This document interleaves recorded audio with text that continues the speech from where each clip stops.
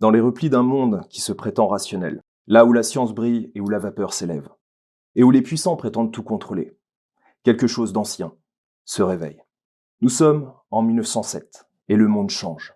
Les lumières électriques grignotent l'obscurité. Les machines parlent plus fort que les prières. Et les cicatrices d'une guerre contre les autres, une guerre qu'on évite de nommer, marquent encore les corps et les esprits, 3 ans après sa fin glorieuse, grâce à l'électricité s'émerveille, mais non sans conséquence.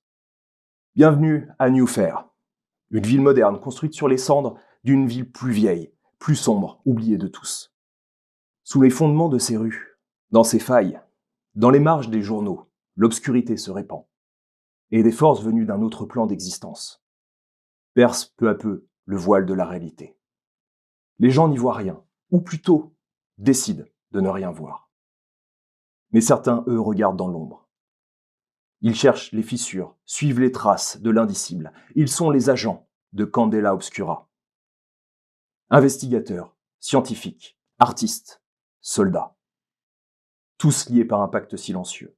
Protéger le monde de ce qu'il ne comprend pas. À chaque enquête, la lumière vacille. À chaque mission, leur âme se corrompt un peu plus. Car regarder dans l'ombre trop longtemps, c'est risquer d'y être avalé. Voici Candela Obscura. Allumez la flamme. Tenez la ligne. Ou disparaissez dans la brume. Vous êtes sur Critical Play. Bienvenue les amis. Salut. Salut. Eh bien, on est réunis pour ce one-shot. Ça fait plaisir. Ouais. Vous voyez qu'on a un magnifique décor, gros travail la veille du tournage pour mettre tout ce petit décor. On espère que vous appréciez, en tout cas, nous, on est heureux. On est heureux d'ailleurs de t'accueillir, Clairvy. Moi aussi. Alors, pour la petite histoire, nous faisons maintenant des one-shots spécial Candela Obscura, spécial guest. Tu es notre première guest. Et on est ravis parce que ça fait un petit moment qu'on en parle, donc tu es là maintenant autour de la table. Peut-être que certains ne te connaissent pas, et c'est fort dommage, mais tu vas pouvoir te présenter. Dis-nous d'où tu viens pour savoir à peu près qui tu es autour de la table. Avec plaisir. Donc, je suis Clairvy. Je suis rôliste depuis une petite dizaine d'années. J'ai fait une petite césure et j'ai repris il y a, on va dire, plus d'1 an. En ligne sur la chaîne Time to Roll où j'ai rejoint un ami avec qui je jouais beaucoup en présentiel, Kylian. J'ai rencontré, ça fait il y a 1 an, hein, mine de rien, au dernier Octogone, la super équipe de Critical Play. Et le contact est bien passé tout de suite et on a eu très rapidement envie de jouer ensemble. Et donc aujourd'hui, on se réunit pour concrétiser ce projet et je suis vraiment contente de faire une partie en présentiel parce que c'est quand même ce qui a le plus de saveur en jeu de rôle, là. Carrément. Et puis, tu t'es tout de suite lancé sur le projet, t'as voulu, tu nous as dit est-ce que c'est costumé ou pas, t'avais ton costume très vite, voilà, donc t'as joué le jeu à fond et franchement, c'est super. Ah oui, l'immersion, hein. Pour la petite anecdote, il faut savoir que donc elle fait un trajet et elle avait oublié son costume pour le tournage. Elle est repartie pour récupérer son costume. Comment tu balances les potes? Mais non, ça montre l'implication et moi je dis bravo. Je sais pas si on l'aurait fait, mais en tout cas tu l'as fait et on te remercie. Ça montre que je suis tête en l'air aussi. Bon, on l'est tous. D'ailleurs, autour de la table, pour ceux qui ne connaîtraient pas Critical Play, eh bien, nous avons les fidèles parmi les fidèles, Yo, Chat et Dabouk, qui sont présents. Comme d'habitude, autour de la table, et puis je pense, tiens, on va faire un petit tour de table pour vous. Yo, quand on a parlé de Candela Obscura, alors Kezako, tu t'es dit, c'est quoi cet univers? Exactement. J'avais pas suivi l'activité, surtout par rapport à Critical Role, mais je connaissais pas, puis on m'a rapidement dit, tu vois Penny Dreadful? Ouais, c'est ça. Ok, super, nickel, c'est bon, j'ai accroché direct. Et toi, Chat? Moi, on m'a vendu que je pourrais faire un personnage que j'adore interpréter, donc j'ai dit oh oui, mais bien sûr, donne-moi la feuille tout de suite. Dabouk? Moi, quand tu me l'as décrit, ça avait un petit côté Penny Dreadful et puis un petit côté Yarnam de Bloodborne, donc forcément, ça m'a tenté beaucoup. Effectivement. En tout cas, c'est vrai que il y a quelques chaînes qui ont fait Candela Obscura pour le côté français, d'ailleurs, qui était vraiment assez intéressant. C'est vraiment un univers qui est cool, assez sombre, qui se rapproche un peu de l'appel de Cthulhu. aussi, mais vraiment avec son histoire propre, hein, parce que c'est un univers particulier. C'est pas dans notre univers, mais c'est vraiment un univers qui a été créé pour Candela Obscura, mais qui ressemble énormément au nôtre, avec ces petites particularités qu'on verra durant la partie. En tout cas, on tenait aussi à remercier les tipeuses et tipeurs, parce que c'est grâce à eux si on a un magnifique décor, hein, parce que le budget, on l'a eu grâce à vous. Donc merci de nous aider, et si vous désirez aussi nous aider, eh bien, le Tipeee est toujours ouvert. Même 1 euro symbolique nous aide d'ailleurs, donc n'hésitez pas, en lien sous la vidéo, à nous aider si vous le pouvez bien sûr. Bon, je pense que j'ai fait un peu le tour, on va pouvoir peut-être présenter vos personnages. On va commencer par Dabouk. Dis-moi Dabouk, quel est le personnage que tu vas jouer ce soir? bien, il s'appelle Stephen Langway. Pardon, j'y arrive. Ça commence bien. C'est un ancien soldat qui a connu la guerre et qui du coup a été beaucoup marqué. De retour de la guerre, il a bien fallu qu'il mette ses connaissances et ses compétences à profit, et il a décidé de s'engager en fait pour les expéditions d'exploration dans Holsphère. Et c'est lors d'une de ces expéditions qu'il a rencontré une médium, Pénélope d'Auclair, avec qui il s'est lié. Physiquement, c'est un homme d'une 30aine d'années, de taille moyenne, corpulence moyenne aussi, souvent habillé d'un t-shirt, enfin tiens, c'est marrant, on dirait ce que j'ai sur le dos.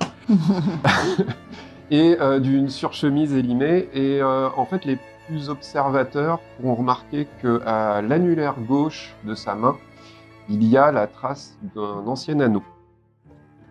Voilà. Mystérieux. Mystérieux. Peut-être qu'on en saura plus durant cette partie, ou les autres, sachant que ces one-shots sont vraiment indépendants. Vous pouvez les voir tels quels, il y en aura plusieurs, et à chaque fois vous pouvez le voir de manière indépendante. Mais pour ceux qui regardent tous les one-shots, il y aura un fil rouge. Donc si vous arrivez à être assez observateur, vous pourrez voir qu'il y a un fil rouge à toutes ces histoires, qui pourront peut-être se réunir en un tout à la fin. D'ailleurs, on va poursuivre avec toi, Chat, dis-nous tout sur ton personnage. Eh bien, j'interpréterai du coup Pénélope d'Auclair, qui fait partie donc de la famille d'Auclair, une famille française. Je ne ferai pas l'offense de faire un accent français sur un actuel français, mais il y aura quelques petits clins d'œil pour amener le côté accent. Donc une famille assez huppée, mais Pénélope était une petite fille qu'on qualifie de bizarre. Elle avait très peu d'amis, parfois pouvait avoir quelques petites marques un peu étranges sur le corps. Elle a du mal à se lier avec les autres, et du coup, en tant qu'adulte, elle représente une femme assez froide, les traits extrêmement fins, pincés, presque cadavériques. Mais elle n'est pas non plus un cœur gelé, et a pu se lier notamment avec Stéphane sur certaines expéditions. Donc, comme vous aurez pu le deviner, elle a quelques capacités un peu hors du commun. Ça donne aussi envie d'en savoir plus. Yo. Donc moi j'interpréterai Edmund Blake, donc détective privé. C'est un ancien de la périphérie, donc la police. Alors, Edmund a la quarantaine, il a un air un peu renfrogné, un peu bourru, une barbe bien fournie, et il est très protecteur, notamment donc envers les gens dits normaux, mais aussi envers Pénélope, qu'il considère comme sa fille, parce qu'il l'a soignée étant petite. Voilà. Et donc c'est un homme marié, qui a un enfant, un fils unique, et il y a un événement tragique personnel qui va le pousser à quitter la périphérie, justement pour partir dans le privé, et notamment rejoindre la Candela. Là aussi, peut-être en saurons un peu plus sur le personnage dans cet épisode, ou peut-être dans les prochains. On va finir par toi, Clairvy. Il y a des histoires qu'on ne trouve dans aucun journal. Des choses qu'on sent sans pouvoir les prouver. J'ai parfois l'impression que ma propre histoire m'échappe. Dans ma mémoire, il y a des silences. Trop nets pour être naturels. C'est comme si tout avait été effacé. Alors je cherche, c'est ce que je fais de mieux après tout. comprendre ce que les autres ne comprennent pas, trouver du sens là où il n'y en a pas. Et quand un mystère me résiste, surtout s'il est empreint de surnaturel, eh bien moi je ne peux m'empêcher d'aller fouiller et de voir ce qu'il y a derrière. À mes 33 ans, mon père me répétait encore « Agnès, Agnès, tu es une Van Moore, la plus joviale, la plus vive de mes filles, mais fais donc un travail plus sérieux que journaliste. Tu es brune, grande, jolie, trouve-toi un bon mari, fonde une famille. Mais non, moi, rien ne m'arrêtera dans ma quête du savoir. Candela Obscura dit vouloir faire la lumière sur les ténèbres. Moi, j'ai juste envie d'en savoir plus sur ce qu'on y cache et découvrir ma vérité. Eh bien, on a un cercle qui s'est créé et on va pouvoir découvrir lors de votre mission, la mission 511, la boîte écarlate, ce qui va se dérouler. On vous dit ça après donc le générique, on vous laisse après le générique et on lance tout de suite la partie.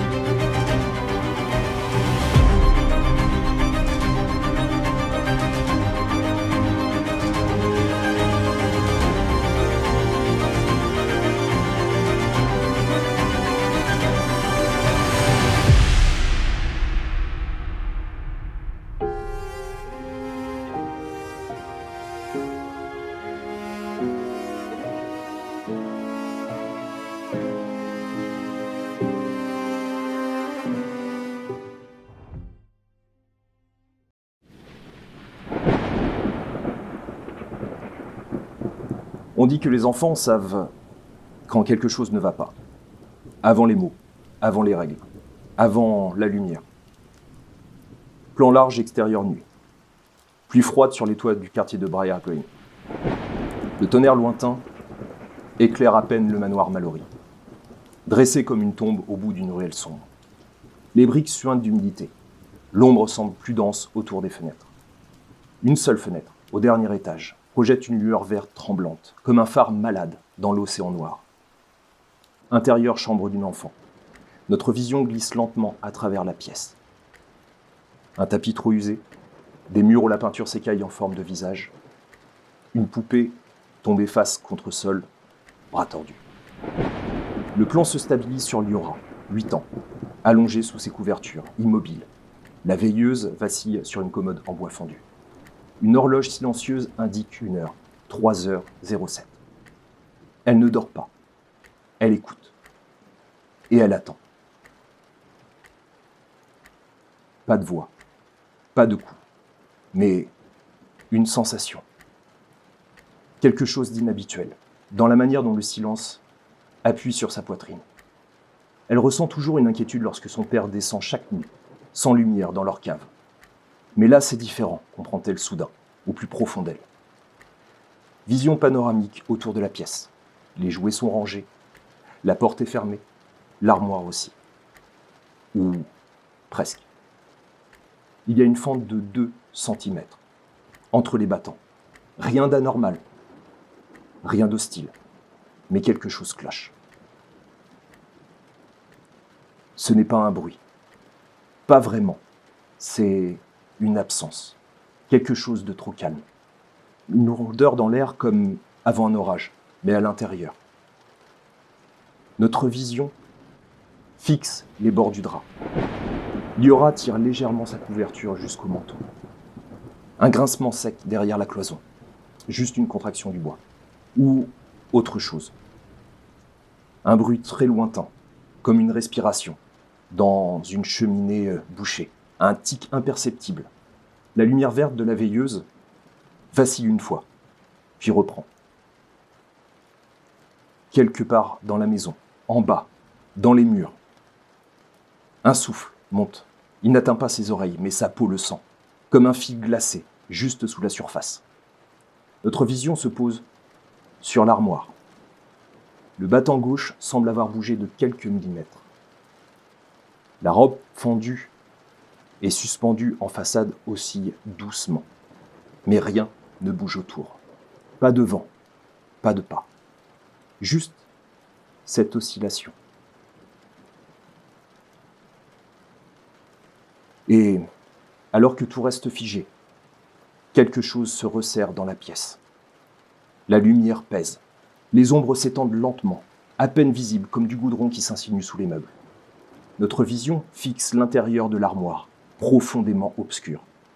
Pas de mouvement, mais le vide semble plus profond qu'il ne devrait, comme si la penderie ne s'arrêtait plus au fond. Une sorte de gouffre, invisible, mais tangible. Puis, un souffle court, à peine audible, presque sec, très proche. Notre vision tremblante se tourne vers Liora. Elle ne bouge pas. Mais ses lèvres s'ouvrent légèrement.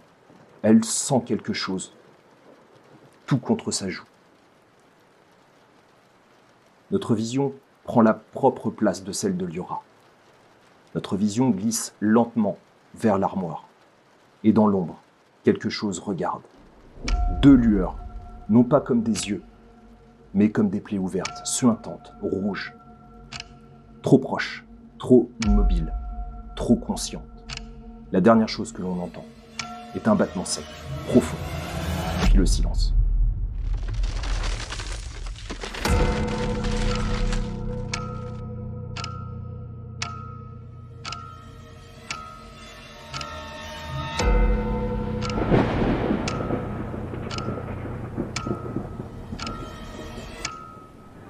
Votre cercle, le cercle du corbeau et du fil rouge, se tient devant le manoir Mallory, une vieille demeure bourgeoise de Briar Green, le quartier le plus verdoyant de New Fair, où se tient le puits de savoir qu'est l'université de Briarbrunk.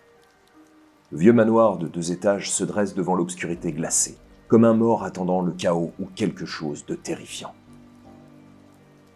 Réveillé très tôt, l'aube n'est pas encore là, et ta montre Edmund indique 5 heures du matin. Il pleut très légèrement en fines gouttelettes sur vos sombres manteaux.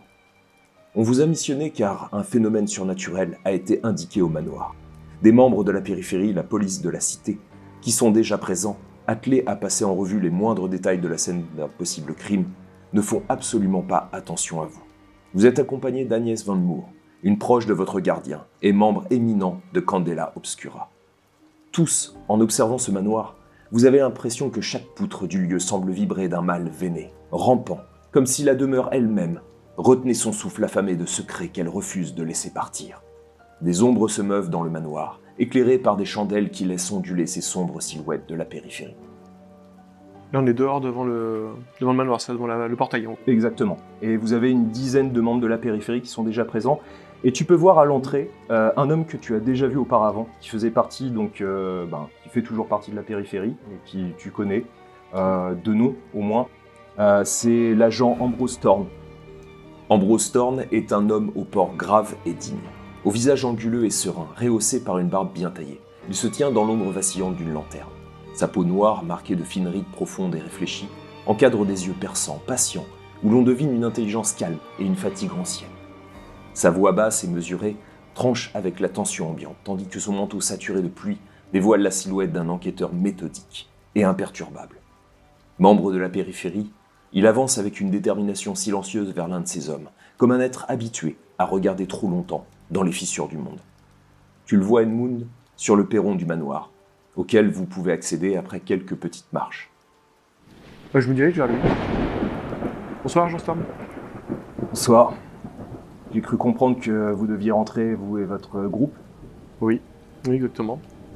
Ça n'a pas l'air de vous enchanter. Si j'ai bien compris, vous avez des personnes qui graissent la patte d'autres personnes plus influentes que moi. Donc je vous laisse accéder. Vous avez juste, tu vois, qui regarde sa montre.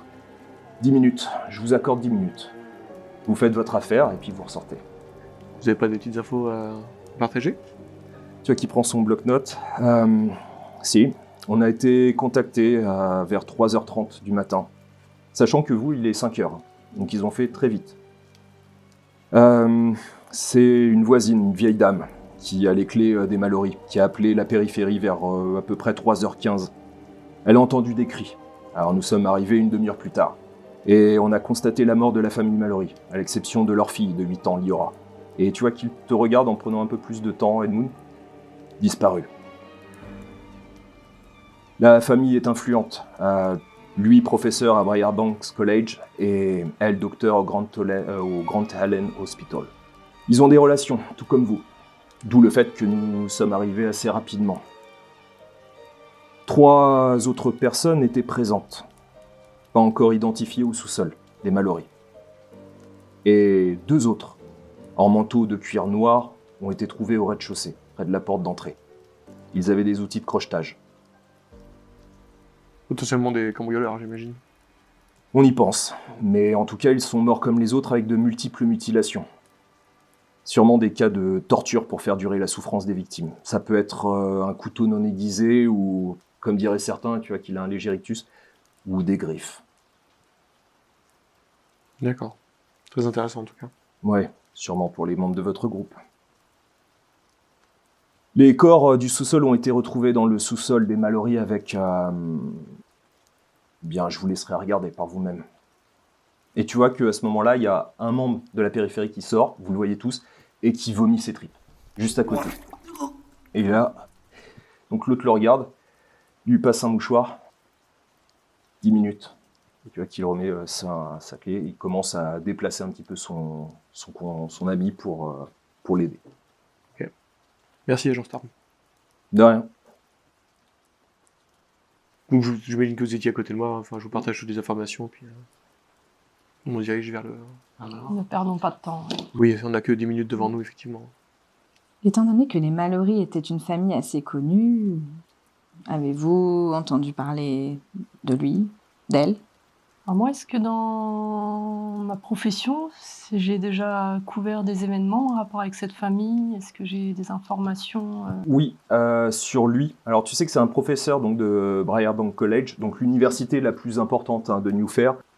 Tu sais qu'il a des liens avec, et c'est ce que a pu plus ou moins vous dire votre gardien, avec le groupe influent Eons, donc qui est un ordre ésotérique des sciences nouvelles. Alors c'est un groupe d'occultistes et de scientifiques qui souhaitent fusionner science et magie.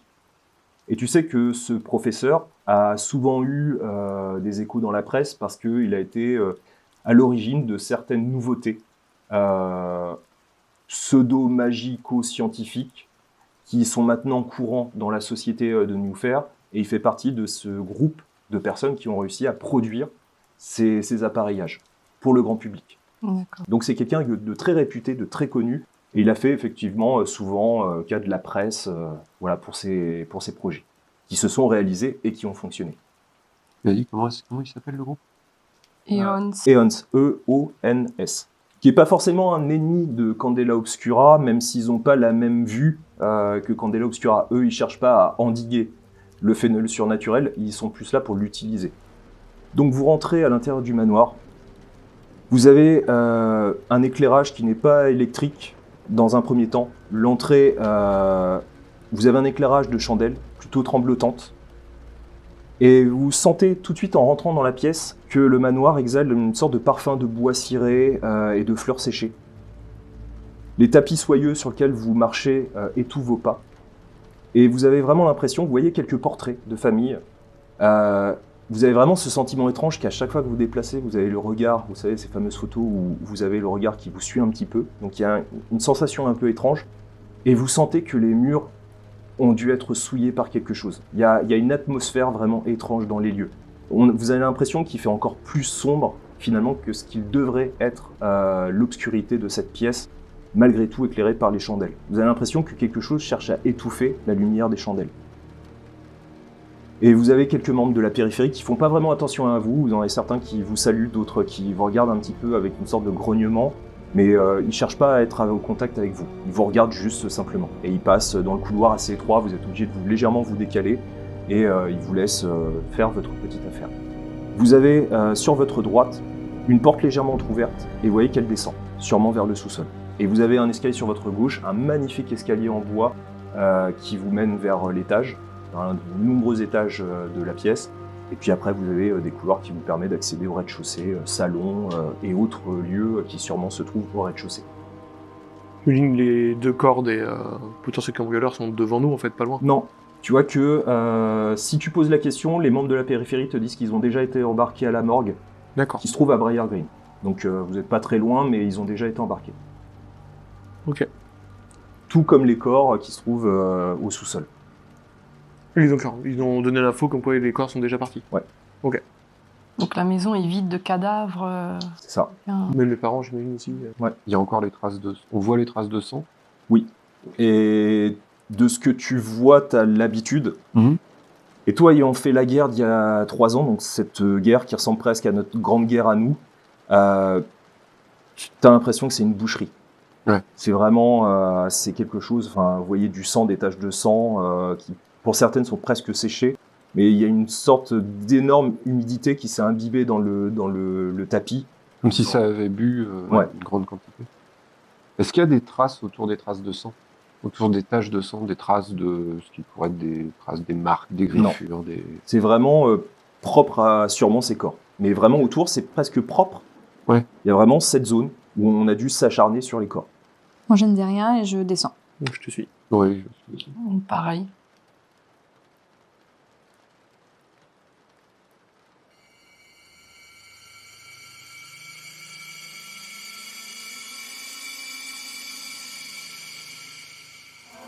Vous descendez les quelques marches, en bois humide de la vieille demeure des Mallory. Et vous êtes soudain choqué par l'odeur de croupie et l'agencement de cette cave qui ressemble bien plus à une sombre chapelle occulte par son organisation. 2 rangées de quelques bancs et des chandelles en bougies noires tout autour. Mais ce qui vous frappe, c'est l'étrange boîte au fond de la pièce. Cette boîte est comme un immense coffre rouge sombre, entr'ouvrant sa gueule de haut en bas, comme pour expulser un dernier souffle. Cette boîte est haute de 2 mètres. À l'intérieur, un trône d'onyx noir reflète la lumière en éclats glacés. Des chaînes épaisses, couleur nuit, pendent et s'entrechoquent dans un cliquetis sec. Sur leurs maillons, des plaques brunâtres s'effritent, sans figé ancien presque noir. L'air est saturé. Après cette odeur d'eau crupie, vous sentez un mélange étouffant de viande avariée, de métal rouillé et de poussière humide qui colle au palais. Sur les parois de l'étrange boîte, des symboles gravés, tordus et incompréhensibles, semblent se tordre sous vos regards, comme si le bois lui-même cherchait à fuir. Tout dans cette boîte respire l'idée qu'elle a contenu quelque chose de mauvais, et que ce mal respire encore, juste là, entre 2 battements de cœur. On voit les traces là où étaient potentiellement les cadavres? Dans la pièce? Fais-moi, ça va être à la première action. Donc tu vas chercher à te concentrer pour essayer de trouver un indice. Donc ça va être là avec l'action se concentrer, qui se trouve dans le domaine de l'intuition. Donc t'as combien? 2. Bah tu lances 2 dés. Je lance 2 dés. Et j'ai fait 4. Ok. Donc c'est réussi, mais tu te déplaces pour essayer de repérer un petit peu où se trouvaient les corps, parce qu'il n'y a pas de symbole qui indique bien où étaient les corps. Tu te déplaces un petit peu tout autour de la boîte, et derrière, tu peux voir que il y a des sortes de petits amphores. Il y en a 3, brisés. Et quand tu te déplaces, tu peux voir que la boîte était reliée au circuit électrique de la maison. Et quand tu marches très légèrement sur un des fils, tu n'avais pas fait attention. Et tu sens une légère décharge qui t'étourdit légèrement. Et tu te prends donc une marque d'esprit. Donc vous le voyez un peu légèrement basculer.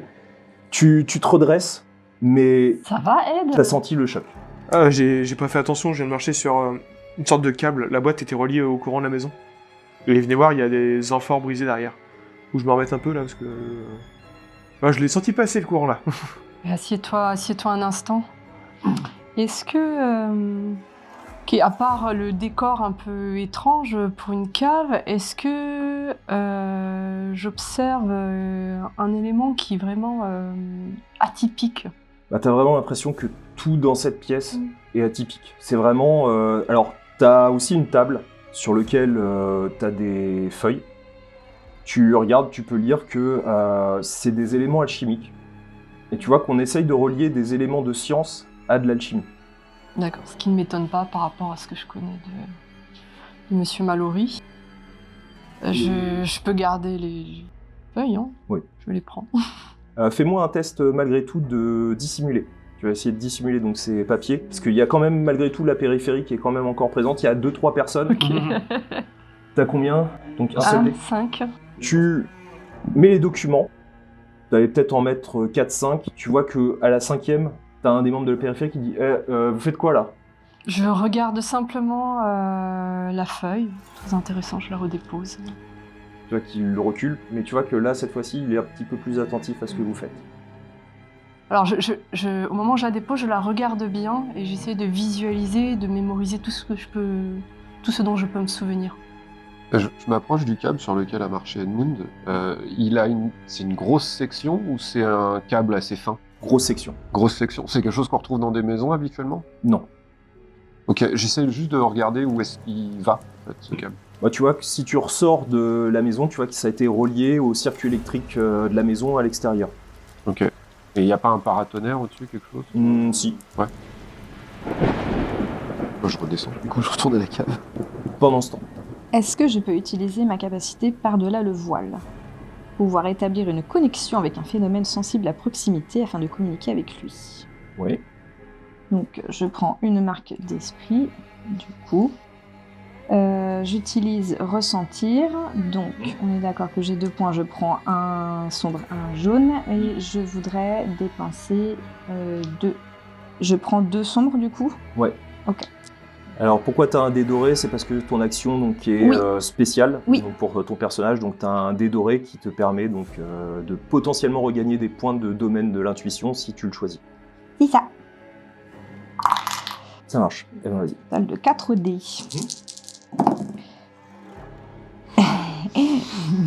Et comme c'est quand même moi qui lance les dés, bah, j'ai fait 3-1 et 1-3. Alors, tu as la possibilité de utiliser un point de résistance, si tu veux. C'est pas une obligation, pour relancer tes dés. Donc, ceux que tu as, donc ton dé doré, plus ton dé de base noir. C'est ça.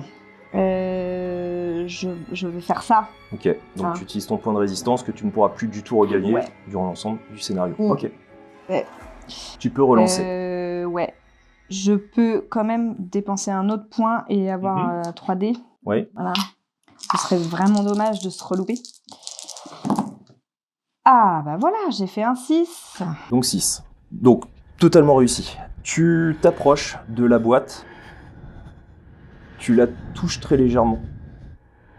Et tout disparaît en poussière, comme effacé par un vent surnaturel qui te laisse seul dans une obscurité glaçante. Toi et la boîte. Puis, soudain, des flashs. Une personne griffonnant sur une feuille à son bureau non loin de la boîte. Le bruit de la boîte qui s'entoure, avec une sensation de mal absolu à l'intérieur. Une voix juste après. Non. Non. Mais qu'avons-nous fait? 6 personnes en train de courir dans la cave. De la poussière s'agglomérer depuis l'intérieur de la boîte et s'abattre sur chacun d'entre eux. Une femme qui hurle.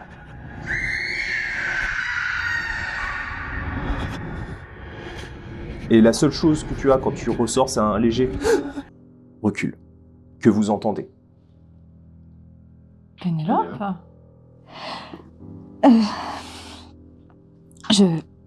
Assieds-toi un instant. C'est grave. Je ne sais pas ce qu'il y avait dans cette boîte, mais c'est certainement ça qui a attaqué les personnes, j'ai vu. S'ils étaient 6. Une femme est partie en courant. La créature, le phénomène, je ne sais même pas comment nommer ça, qui est sorti de la boîte, a tenté de les attraper. Enfin, a réussi à les attraper. C'est tout ce que j'ai vu. Et pas de petite fille. Non. Donc il manque la fille. Ça veut dire qu'elle est encore en vie. J'en sais rien. Je ne sais pas. On a un espoir en tout cas. On a un espoir. Peut-être. En tout cas, ce phénomène c'était une de la fumée et de... Je suis désolée, je n'ai pas vu plus. Tu n'as pas... T'as vu le détail, le visage des personnes en question? Ah, peut-être qu'en les voyant à la morgue, je saurais les reconnaître, mais là... On sait à quoi ressemblait Mallory?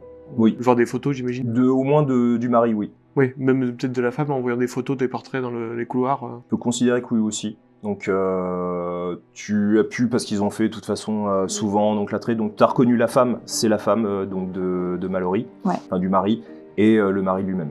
Donc parmi les 6, il y a au moins le mari et la femme. Et ils étaient là. La femme qui s'est échappée, ça doit être elle. Oui, je pense que c'était elle. Sachant que parmi ceux que tu as pu voir, autre indice que je peux donner, t'as pas remarqué de personnes en manteau noir. Ok. Donc je rappelle qu'ils vous avaient dit les Mallory, Les Mallory. plus 3 personnes qu'ils avaient vues, et 2 personnes en manteau noir. Il y a une 8e personne qu'on ne connaît pas là. En tout cas, les personnes que j'ai vues ne portaient pas de cuir comme celle qui était visiblement dans l'entrée. Est-ce que les agents de périphérie nous ont dit où était la petite fille quand elle a disparu? Non. Il a dit qu'elle avait disparu, mais il t'a pas indiqué où précisément elle était. On aille voir dans sa chambre. Je pense que oui. On pourrait commencer par aller voir dans la chambre de la jeune fille. Oui, je veux vérifier quelque chose. Je m'approche de la boîte, du coup. Est-ce que je vois justement quelque chose de suintant, les fameuses marques qu'on pouvait... Tu observes et effectivement tu peux voir un liquide noirâtre que tu reconnais étant le bleed, une forme du bleed. Donc tu sais que, enfin vous savez dans cet univers que le bleed c'est un peu ce qui est sécrété par les phénomènes surnaturels. Tu vois quelque chose de particulier, Pénélope, en plus? Oui. Ce à quoi je m'attendais. Et tu me vois sortir une fiole, du coup, pour prélever un peu de cette marque. Voilà. Moi, je me dirige du coup à l'intérieur, enfin à l'étage, et je demande à la périphérie où se trouve la chambre de la fille, quoi. Au 3e étage, tout en haut. Merci. Et puis du coup, je commence à m'y diriger. Je pense que en supputant que de toute façon vous allez me suivre à un moment. Donc t'arrives Alors pendant ce temps, tiens d'ailleurs, Pénélope, que fais-tu? Est-ce que tu les rejoins ou tu prends du temps encore un peu plus dans le sous-sol? Ouais, je pense que j'essaie de m'imprégner encore plus de ce qui s'est passé. Si je peux récupérer d'autres informations, j'observe. Peut-être que moi, ça me parlera plus les feuilles qui sont restées, par exemple, ou les inscriptions, en fait, tout simplement sur la boîte, quoi. Moi, je veux aller dans la chambre de la petite fille. Donc tu es le premier arrivé, tu en trouves la porte. Première chose qui te frappe, c'est qu'il fait extrêmement sombre. Pourtant, tu vois de temps en temps les éclairs, et tu as l'impression que c'est comme si la lumière était légèrement étouffée dans la pièce. Tu vois des jouets au sol, la tapisserie autour, qui a l'air pas brûlée, mais c'est comme si quelque chose avait souillé l'ensemble de la pièce. Tu vois le lit, avec les draps complètement entr'ouverts, et tu vois un paquet de cendres au niveau d'un des pieds du lit. Ok. Je m'approche des cendres pour les observer d'un peu plus près. Tu regardes et t'as l'impression que c'est presque comme dans un four crématoire. Ça a vraiment la même consistance qu'une cendre. Alors après, difficile d'identifier, mais tu vois que c'est une cendre très fine. C'est encore chaud? Non, c'est pas du tout chaud. J'en fais part à mes camarades qui sont avec moi. Donc vous arrivez, et donc vous le voyez au pied, agenouillé, en train de regarder cette cendre qui se trouve au pied d'un des lits, enfin, d'un des pieds du lit. Il y a quelque chose qui a brûlé fort ici. Regardez les murs et tout. Au niveau de l'odeur, il y a une odeur de... Il y a une odeur effectivement de brûlé, que vous sentez très légèrement, mais vous la ressentez maintenant que vous faites un peu plus attention à celle-ci. Mais assez atypique? De chair brûlée par exemple? Oui. Est-ce qu'en regardant, je peux essayer de deviner d'où est parti le feu, s'il y a eu un feu? Ouais, fais-moi un test de concentration, donc avec se concentrer. Donc c'est avec le domaine de l'intuition. T'as combien? 0. 0. Donc tu lances 2 dés, on garde le plus bas. Et 3. Donc tu regardes, tu cherches. Pendant que tu cherches, est-ce que vous faites quelque chose? Moi, j'observe la pièce et je vois si je peux trouver un indice indépendamment des cendres. Je regarde s'il y a un indice sur, je sais pas, quelque chose qui a été ouvert brutalement, quelque chose qui a été renversé ou quelque chose qui est inhabituel dans la chambre d'une petite fille qui est censée dormir à ce moment-là. Fais-moi un test de se concentrer aussi, dans le domaine de l'intuition. Ok, ben je vais me rajouter un jeton de plus, comme ça je lance 2 dés. Alors là, je crois que tu as utilisé un point de résistance. Non. Non? C'est bon. Ah, ok. Donc tu peux lancer 2 dés. 6 et 4. Donc tu cherches. Pendant que tu cherches, que fais-tu, Edmund? Ouais, pareil, j'ai envie d'observer toute la pièce. Je voulais voir la disposition des meubles par rapport à l'endroit où se situe la cendre sur le lit.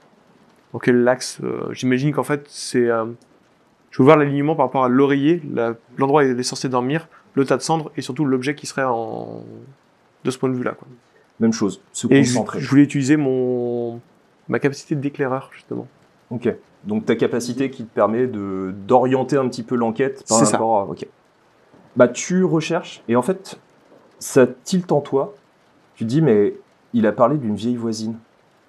On lui a pas encore posé des questions. Peut-être qu'elle pourrait avoir des informations. En fait, ça te revient en mémoire, tu recherches, et ça fait tilt, tu fais... La voisine. Excellent, je réagis comme ça. En fait, je vous le dis, je vous laisse regarder la chambre. Je vais aller voir la voisine, on n'a pas été la questionner. Il faudrait que je vienne avec toi aussi après, je te rejoins après. Hein. Mais moi, j'observe déjà la chambre et je viens après. Toi, tu recherches, tu regardes un petit peu, tu déplaces très légèrement avec ton pied la cendre pour regarder, et tu vois dans celle-ci un léger petit bout de métal noir.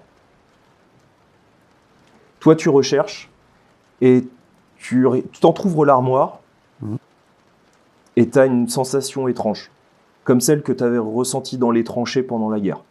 Ok. Toi, Pénélope, dans le sous-sol, tu entends les escaliers, donc quelqu'un descendre. Tu regardes, l'agent de la périphérie te regarde. On vous a donné combien de temps déjà ? 30 minutes, il me semble. Ok. Tu vois que ça a l'air de l'étonner, mais il recule et malgré tout, fais-moi un test d'influencer dans le domaine de la ruse. J'en ai pas. On lance 2 dés Je viens de voir, oui. et on garde le plus bas. Oh, 4. Bah tu vois qu'il dit ok. Tu vois que discrètement il remonte, mais très lentement, il te regarde encore. Tu vois qu'il est plus que tout seul, donc tu vois qu'il hésite, mais bon, il remonte, mais tout en prenant le temps. Je suis seule, donc. Oui. Parfait. Est-ce que tu fais quelque chose ? Ouais, du coup, je vais vraiment m'intéresser à la boîte, quoi. Les inscriptions dessus, les chaînes, ce trône, tout ça. Enfin, peu importe ce que je peux trouver, les amphores, tout, quoi. Les amphores, tu peux voir ce même liquide noirâtre à l'intérieur. Ok. Et tu peux voir presque comme des organes nécrosés. Un organe dans chaque amphore. Quelque chose qui ressemblerait à la momification, comme en Égypte. Sur le même principe. Ok. Et par rapport aux inscriptions, justement, ça me fait penser à une civilisation ou... T'as déjà vu certains symboles liés à Oldfair, donc la ville sous Newfair, donc sous votre ville, cette vieille cité de l'ancienne civilisation, mais tu pourrais pas en dire plus. Ok. Parce que tu t'y es jamais rendu. Tu sais ces symboles sont liés plus ou moins à cette civilisation, mais tu pourrais pas en dire plus. Ok. Et donc le trône est entouré de chaînes, on est d'accord. Donc c'était visiblement pour contenir quelqu'un. Quelque chose. Ou quelque chose. Non mais voilà, en tout cas quelque chose de physique. Et je vois que c'est quelque chose de plus volute qui en est sorti. Donc ça déjà, ça m'intrigue. L'histoire des... Donc le câble, en fait, aurait pu servir à alimenter et à électriser ce qui semblerait être dans la boîte. C'est une supposition qui peut se tenir. Ok. Et le côté chapelle, donc que tu décrivais, et tout, est-ce que je peux trouver d'autres choses Une chapelle occulte, peut-être liée à un culte voué à cette boîte, ou... Oui, voilà, il n'y a pas des statues, il n'y a pas de... Non. Ok. Je vais remonter, mais je vais chercher le bureau du professeur, voir si je trouve quelque chose qui me fait lien avec tout ça, quoi. Pendant ce temps, Edmund, tu sais que tu avais vu une petite vieille dont les agents posaient encore quelques questions à l'extérieur. Tu la retrouves, alors toujours cette petite humidité à l'extérieur. Tu vois que... Alors, ce qui vous a aussi entre parties marqué, c'est qu'il n'y avait pas d'éclairage public, alors que vous savez que c'est électrifié. Donc, quand tu sors, tu vois qu'il n'y a pas d'électricité, toujours. Il n'y a pas d'électricité, mais il n'y a pas d'objet, il n'y a pas de lumière ou il n'y a pas le courant? Alors, il n'y a plus de courant. Voilà, ok. Et tu vois la petite vieille qui est toujours là, qui a l'air d'être complètement dépassée. Elle voit des agents de temps en temps, elle fait des petits signes, mais ils ont l'air de complètement n'avoir plus aucun intérêt pour elle. Et tu vois qu'elle attend. Elle attend quelque chose ou quelqu'un, mais en tout cas, elle attend, elle regarde avec une sorte de petite maille de laine sur elle, l'humidité qui lui tombe un peu dessus, les cheveux qui retombent très légèrement, et tu vois qu'elle regarde toujours avec un petit signe. Puis c'est tout. Je vais la voir. Excusez-moi, j'aurais quelques questions à vous poser par rapport à ce que vous avez entendu, vu. Bien sûr, bien sûr. Oui. Tu vois qu'elle remet ses petites besicles. Très bien. Qu'est-ce que vous voulez savoir, jeune homme? Alors, on m'a dit que vous aviez entendu un cri. À quelle heure vous avez entendu le cri?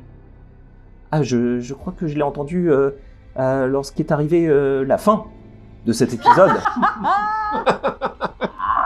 Voilà. Ah, c'est méchant. Nous sommes dans Candela Obscura. Ah. Voilà la fin de ce premier épisode qui a posé les bases de cette enquête qui est de plus en plus obscure. Du mystère, là. Hein. Et oui. En combien de temps cette enquête sera faite? 2-3 épisodes? Une campagne? Vous le saurez en regardant la suite de Candela Obscura sur Critical Play. En tout cas, petit tour de table, tiens, qu'est-ce que vous avez pensé de cet épisode ou de cette ambiance ou des autres, de manière particulière? Clairvy? Je trouve qu'on est directement immergé dans l'ambiance. Mystère immédiatement. Enfin, c'est vraiment très palpitant et trépidant. J'aime beaucoup, hein. Vraiment super. On espère que les viewers penseront la même chose. N'hésitez pas à mettre des commentaires, à mettre des pouces. Hein. N'hésitez pas, si vous appréciez bien sûr cet épisode, les commentaires, parce qu'on aime les commentaires. Partagez. Et partagez. C'est vrai que je le dis pas souvent, mais c'est vrai que partager, ça aide aussi la chaîne. Yo. En un mot? Oui ou... Poisseux. Tu m'as piqué mon mot. Ok, poisseux. L'ambiance est très poisseuse, ouais. En vrai. Je vais me reculer un peu d'ailleurs. Non mais on sent, ouais, t'as une ambiance très poisseuse, ouais. Tout est humide, c'est lourd, c'est... Ouais, on se croit dans les marais, quoi. Ouais. Ça rappelle les marais de Toulouse. Oh. Pour ceux qui suivent les saisons. Chat. Moi, très sincèrement, j'avais des frissons quand t'as fait la description du manoir, la gamine et les machins et tout. J'étais... Oh, ça sent une bonne enquête. Mais je reste moi-même, donc j'ai visiblement déjà la poisse. Donc poisseux, mais pour une autre raison de mon côté. Elle a cramé la moitié de ses points de domaine. C'est clair. Tout va bien. Je ne peux plus relancer, ça y est, c'est mort. Et Dabouk. Je suis curieux, intéressé. Non, ça a l'air vraiment super chouette. J'ai hâte de savoir, d'en connaître plus. Si on ne coupe pas l'épisode à la fin, en plein milieu. Eh ben, vous aurez la suite dans 2 semaines, logiquement. Enfin, à voir comment on s'organise, mais bon, si on reste sur le même rythme que les épisodes précédents, on va rester sur 2 semaines, donc patience pour le 2e épisode. On va attendre 2 semaines aussi de notre côté, ou pas? Ah, c'est dur. Ouais. Mystère. On vous fait plein de gros bisous. On vous remercie toujours d'être là, de plus en plus nombreux. Et puis n'hésitez pas à mettre des commentaires, on le redit, sur cette vidéo, parce que ça aide. Et puis ça nous permet de voir à peu près si vous avez apprécié. Ce que vous avez apprécié de particulier sur ces épisodes. Peut-être un personnage en particulier ou une ambiance. Enfin, n'hésitez pas à nous commenter et puis on vous répondra très vite. Un décor. Ouais, je le décore. On a mis les petits plats dans les grands. Hein. C'est vrai. Oui. Donc franchement, voilà, on a essayé de faire des efforts pour Candela Obscura. Les petits organes dans les gants pour rester dans Candela Obscura. Tout à fait. On vous fait de gros bisous et on vous dit donc à dans 2 semaines. Salut. Ciao. À bientôt.